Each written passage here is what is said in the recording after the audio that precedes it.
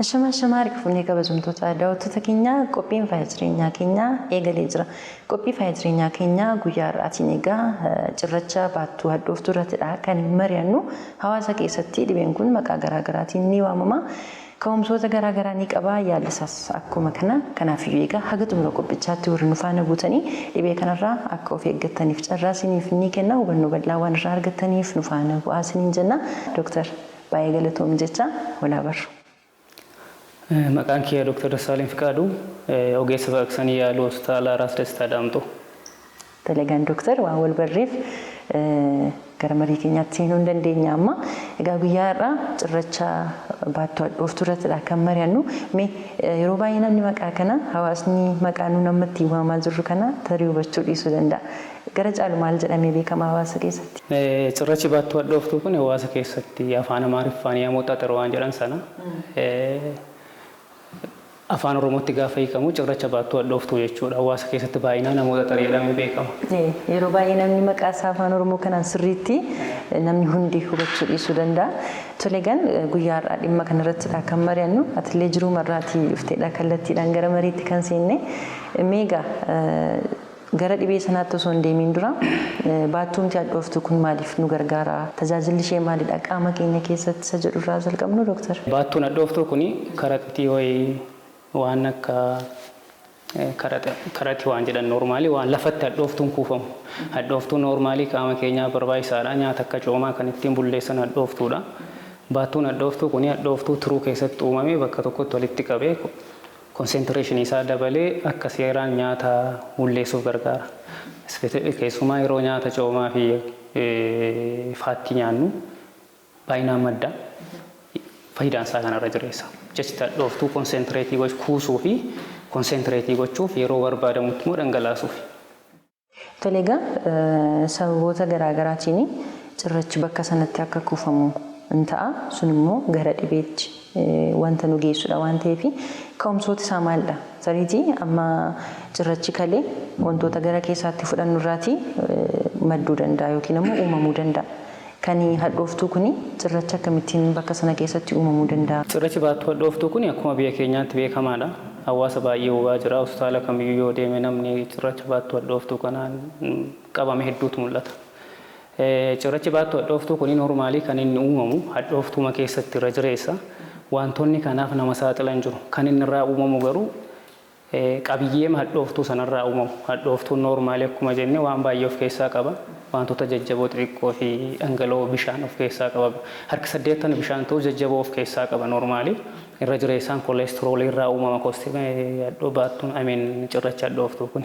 Wantoonni kanaaf nama saaxilan jiru.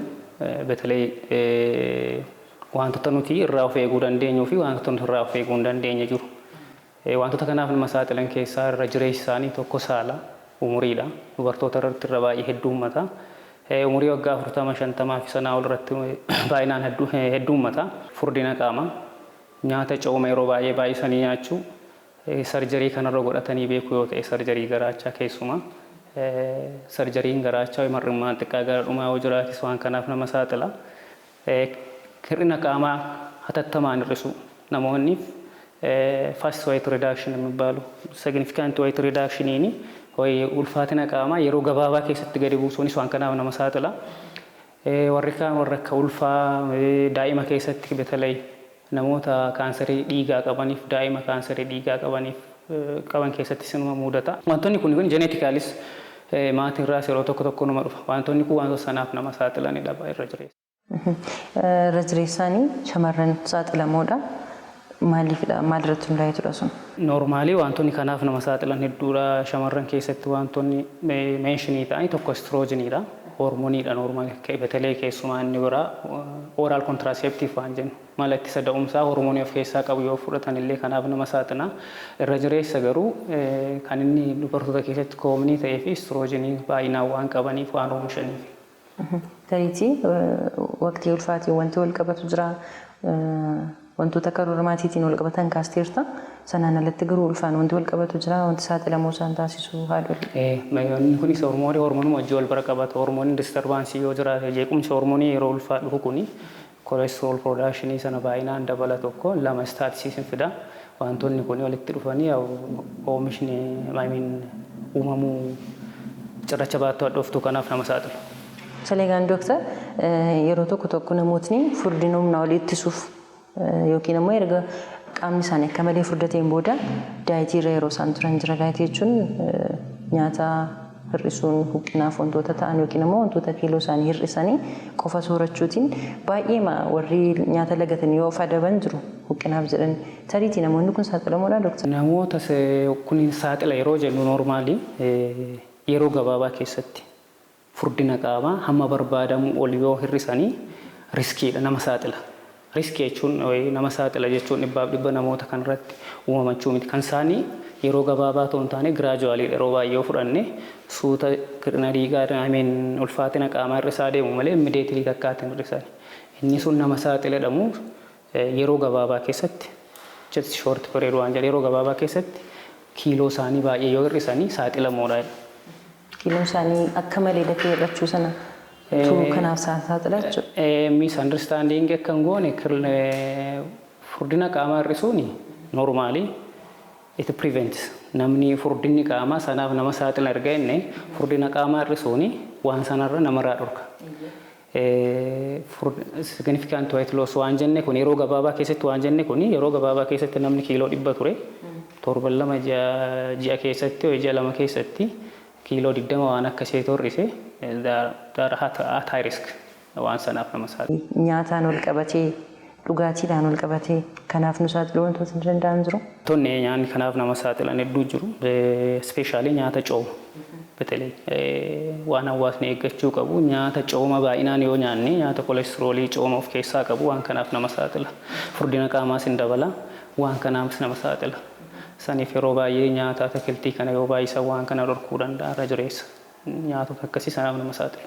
Namoonni kanaaf saaxilamoo ta'an yookiin immoo dhibee kanaaf saaxilamanii jiranii wantoota akkamiitu sanarratti mul'ata? Mallattoowwan akkamii ofirratti arguu danda'u? Irra jireessa cirrachi baattuu hadhooftuu raamoo xaxara waan jedhan kuni mallattoon agarsiisu garaa ciniinnaadha. Garaa dhukkubbii. Garaa dhukkubbiin kun yeroo tokko namoonni irra deddeebiin dhibee garaachaadhaan yaalamuu danda'u. Dhukkubbii qara laphee kanarratti to'ii cinaacha keenya karaa mirgaa gara horii kanatti nama dhukkubuu fi yeroo tokko darbee gara dugdaatti raadeetii godhu waan akkasii yoo jiraate gara dugdaatti nama dhukkubu asiis dugdas nama dhukkubu raadeeshii waan jedhan. Mallattoo baattuun cirrachaa agarsiisu irra jireessa kana yeroo cooma nyaatan ho'i nyaata qibaatii qabu kana yeroo nyaatanis nama deeffachiisuu naani daajestii ta'uu diduu garaa ciniinnaan namatti ka'uuni mallattoo baattuu hadhooftuu agarsiisa. Yeroo hunda garuu kana qofaanis argamuu dhiisuu danda'u. Irra jireessa hawaasa keessatti baattuun hadhooftuu harki 80 mallattoon agarsiisu harka 20 qofaan mallattoo agarsiisu. Namoonni harki 80 kuni dhibee biraaf ho'i qorannoof deemanii maltiraasaawundiidhaan argama malee mallattoon agarsiisa. Saniif namoota 100 keessaa namni 80 akkanumaan nagaa baatee deemaa jechuudha. Asiptoomaatik ho'i mallattoo maleeyyii warra jennu jechuudha. Kan yaalaa barbaadanis irra jireessa warra mallattoo qaban kana. Warra mallattoo argisiisan jechuudha. Tariitii namni tokko dhibee kanaaf erga saaxilamee booddee yookiin immoo cirrachi kun uumameetu wanta guddachaa deemudha moo baay'ee saayiziin isaa xiqqaama ta'etu peenii haga kana mallattoo haga kana argisiisa. Cirrachi kun saayizii garaagaraa qaba. Akkaataan itti uumamu waan bulbulamaadhaan jira. Biyyoo fuunee bishaan yoo itti xiqqaate waan bulbulamaadhaan kan walitti yoo naqne dhangala'oon keessa jiru yoo itti xiqqaate yeroo baay'ee jalatti kuufamaa deema. Hadhooftuun kun ishii dhangala'oo komponentii garaagaraa jajjaboo xixiqqoo of keessaa qabudha. Kan akka kolestiroolii waan jennu kana baayil soolti ashabollee hadhooftuu waan kana kaalsheem waan kana of keessaa qabu. Warri kun yeroo sedimentii ta'anii walitti dhufanii gosa cirracha baattuu hadhooftuu sadii jira. Isa keessaa irra jireessaa isa konsentireeshinii qabiyyeensaa kolestiroolii ta'edha.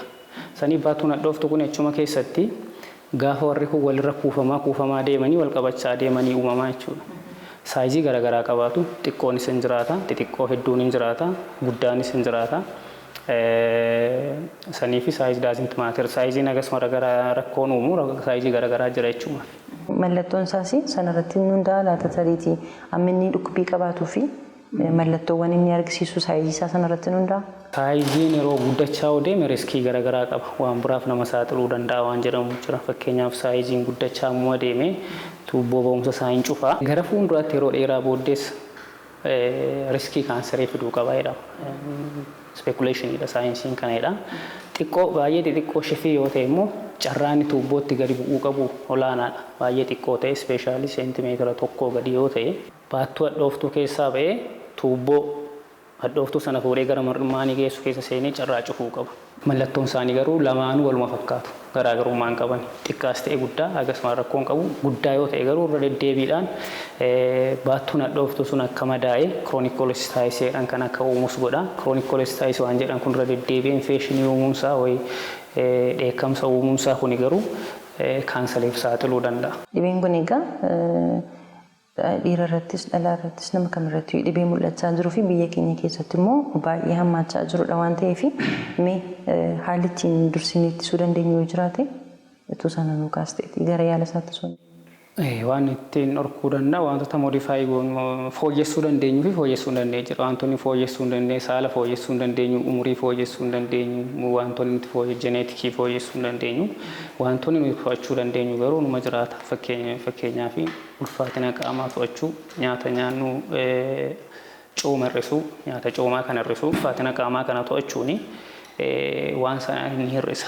Ispeeshaalii kana darbee erga dhufee inni jalqabaa dhorkuu yaaluudha. Waan nuti dhorkuu yaallu kana ulfaatina qaamaa to'achuu nyaata cooma qabu hir'isuu jenneerra deddeebiin jalqabas kaaseera.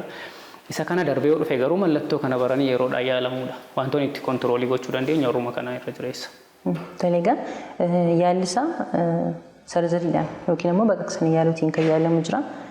Sana duras immoo tariitii karaan itti yaaluu dandeenyu jira. Already cirrachi kun uumameera. Amma baattuu hadhooftuu keenyaa keessatti erga cirrachi kun uumameetii booddee tariitii saayizii isaa irratti hundaa'amoo yaalli isaa kan sarjariidhaan yaalamu isa kamidha.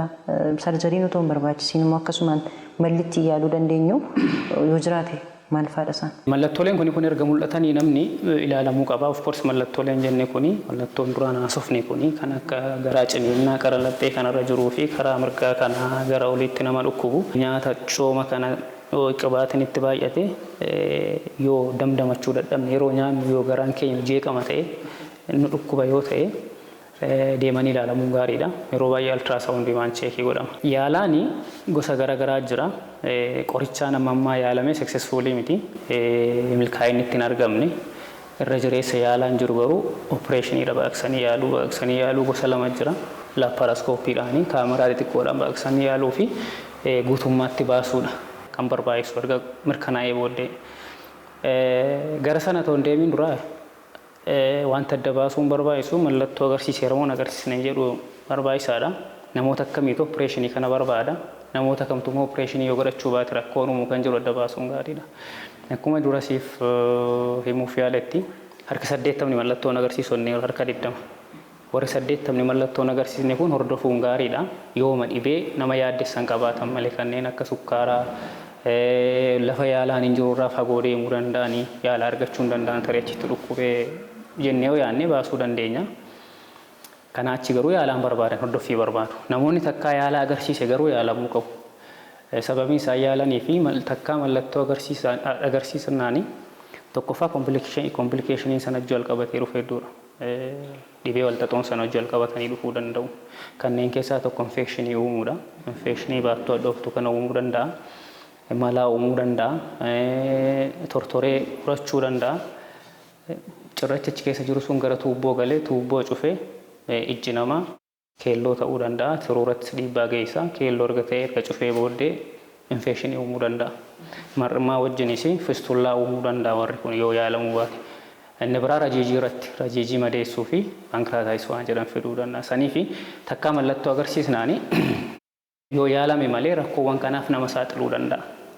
Erga yaalamee mana yaalaa deemnee ultraasawundii yeroo baay'ee ultraasawundiin gahaadha waan kanan ittiin gochuuf irra ga'uuf tarii yoo tuubboo keessa galeera jennee yaadni malee ultraasawundiin gahaadha. Erga ultraasawundiin ilaalamee baattuu hadhooftuu kun cirracha qabaachuun isaa beekame sarjariif deemu. Sarjarii kana laaparaskooppii fi open sarjarii waan jennu bananii baasuu fi laaparaskooppiidhaan baasu. Laaparaskooppiitiin yeroo ba'ugaa hangi baqaqsamus baay'ee xiqqoodha. Kaameeraadhaan ilaalamee hojii hojjetamudha suni. Garaagarummaa isa kamirratti hundaa'edha. Wayii laaparaskooppii yookiin immoo baqaqsanii yaaluu suma baratameen kan inni hojjetamu maal irratti? Irra jireessa normaali laparoscopic surgery dha nama filatamu. Gold standard surgery waan jedhani laparoscopic surgery dha. Advantage inni qabu namni dafee lafa hojiitti deebi'a. Hospitaalis ta'ee hin tursa, hin hir'isa. Cosmeticaalis badaa godaannisi guddaan hin jiru. Advantage laparoscopic surgery warra kana. Open surgery ni xiqqoo madaan qabaa, dhukkubbiin qabaata. Compare gaafa goonu warra laparoscopy wajjin godaannisi kunis hin jira. Hospitaalarraa ba'anii manatti galuufis guyyaa lama turuu ni mala. Garaagarummaan isaa kana. Danda'amnaan laparoscopic dha. Ta'uu baannaan open surgery. Lamaanuu garaagarummaan isaa kanuma irratti turtii hospitaala godaannisa achirratti mul'atu iskaar waan jennu kana dhukkubbii san hir'isa hojiitti dafanii deebi'uuf hin barbaachisa. Tole egaa yaaluma isaa keessaa osoo hin beekin gaaffiin koo inni xumura yaala isaatiin wal qabatee cirrachi kun gaafa baafamu guutummaamti isaan ba'amtiire baattuun kunis cirrachuma sana waliin ba'a. Sana booda qaama keenyaa fi tajaajila inni kennu jalqaba irratti kaasneerra. Bakka sana maaltu nu tajaajilamoo hagas mara barbaachisaa miti yoo ba'es hin ba'a waan ta'eef sanaa booddee qaamni keenya akkamitti sarvaayiv godha? Jalqabuma kan kaasuuf yaaletti baattuun hadhooftuu kun hadhooftuu kuusa malee hadhooftuun oomishu. Qaama keenyaaf kan barbaachisu hadhooftuu dhanneerra. Hadhooftuun kun kan oomishamu turuu keessatti.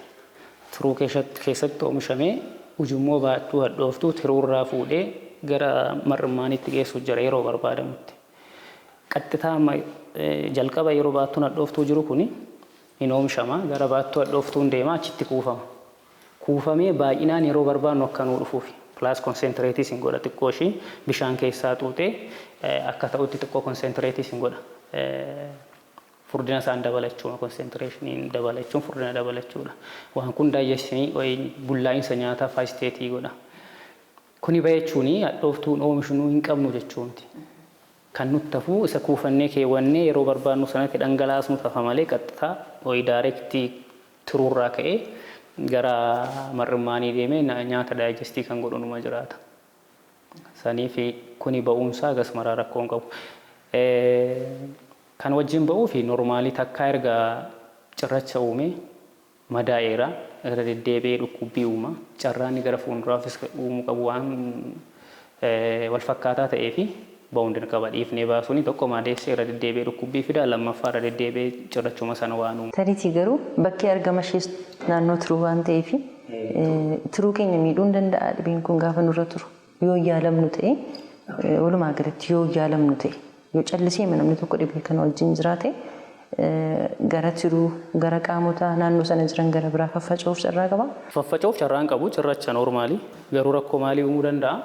Akkuma silasiin jedhe cirracha achi keessaa ba'ee tuubboo seena. Normaalii tuubboo keessatti cirrachi uumamuu danda'a. Irra jireessa garuu cirracha baattuu hadhooftuu kana keessatti uumametu gara tuubboo seenee tuubboo cufa.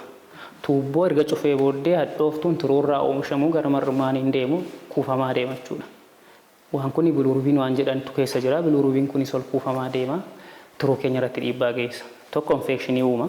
Infekshinii musaaxila lama baattuu hadhooftuun kun IMN achi keessatti komponeentonni jiran yaa'an taanaan turuu irrattis dhiibbaa qaba. Qaamota garaagaraa irrattis dhiibbaa qaba. Saniif waan kana uumee rakkoo kanaaf nu saaxiluu danda'a jechuudha.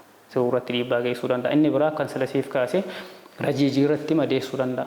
Paankiraataayitis nutti finnaan paankiraataayitiinis dhibee rakkoo namarratti uumuu danda'u. Kanaafuu dhibeen kun nurratti argameera taanaan yaalamuun dirqamadha jechuudha.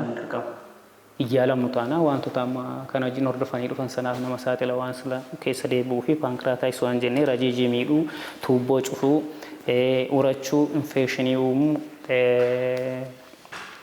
malaa uumuu achi keessattii fi mar'immaa wajjin fistollaa uumuus danda'a. Faayinaalii yoo irra deddeebi'ee madaa'e baattuun hadhooftuu suni carraa kaanserii uumuus qaba. Mee gara xumuraatti namni yaalame opereeshiniitiin isa ta'u gama kamiin iyyuu dhibee kanarraa yaalamee fayyee tokko guutummaa guutuutti fayyaan isaa deebi'eef tokko sana booddee of eeggannoo akkamii taasisuu qaba? Spesifikalii qofaatti agas maraa waan namni sun itti cinqamee of eeguu hin jiru. Gara jalqabaa akka sarjarii kamiiyyuu of eeggachuun barbaachisaa madaa nama qoorutti. Inni biraa cooma kana. Nyaata cooma qaban qibaatii qaban kana isa kana of eeggachuu barbaachisa gara jalqabaa amma addaabtii godhanitti yoo hir'isan gaariidha. Of course coomni nama nagaafuu agas mara waan rekomendii ta'u miti garuu namoonni kana baafatanii bulleessuuf isaan rakkisa. Maaliif waan istoorii ta'e waan hin jirreef bulleessuuf waan isaan yaaddessuu fi isaan rakkisuu fi cooma hir'isuun gaariidha. Kompiliitilii ግን ቅባtii nyaatii nyaachuu miti garuu hir'isuudha. Torban lama ji'a booddee garuu akkuma danda'anii nyaachuu danda'u agas mara waan nama dhorku hin jiru. Dhibbaaf dhibbaa hamoota xariin ba'ee hamoota karaxiitiin ba'eera cooma waan qabaatii qabu kana nyaatinaa jechuun hin danda'amu garuu gara jalqabaa hir'isuun gaaru amma addaabtii godhan. Ani gaaffii koo xumureera dooktar garuu gara dhumaatti dhaamsii dabarsuu barbaaddu peeshantoota keef qofa qofaatti wanti gorsitu jira amma garuu sababa bal'aadhaan wanti gorsuu barbaaddu yoo jiraate akka dhaamsaatti carraa xumuraasii kenna. Okay, thank you. Namni waan ani gorsuu barbaadu in general dhimma yaalaa irratti dhimma fayyaa irratti mallattoolee armaan olitti dubbannee kana yoo qabaatanis dhibee garaachaarra deddeebi'anii yoo yaalamaa turanis yeroodhaan deemanii hakiima ofii konsaltii gochuun hakiima ofii taasisuu mareessuunii fi yaalamuun gaariidha. Mallattoo agarsiisee booddee dhimma gaamoo xaxarii wayii baattuu hadhooftuu cirrachaa kana ilaallatu jechuudha. Cirracha baattuu hadhooftuu kana ilaallatu hojii wal bira qabee kanumaan jechuu barbaada. Yaalansaa akkuma sila jenne laaparaskoopiin jira, oopeniin jira. Hospitaala mootummaa kamittuu yaalaansaan kennama. Eessattuu manoota dhuunfaa kamittuun kennama. Namni dhibee walxaxoo sanaaf otoo hin saaxilamin deemee yaalamuu qaba jechuudha. Inni biraa furdina qaamaa to'achuu barbaachisa. Nyaata qabaatii kan hir'isuun barbaachisaadha. Kanuma jechuu barbaada. Toleegaa sin ogeessonni keenyas immoo dhibeewwan walxaxoo akkasii yaaluu irratti amma humni keessan danda'e yaalaati kan isin jirtanii. Egaa ogummaa keessan irratti ogummaa isiniif haa dabalu jenna. Keessummaa keenya waan taateef immoo maqaa daawwattoota keenyaatiin baay'ee ulfaadhu isin jechuu barbaada. Galatoomaa isinis.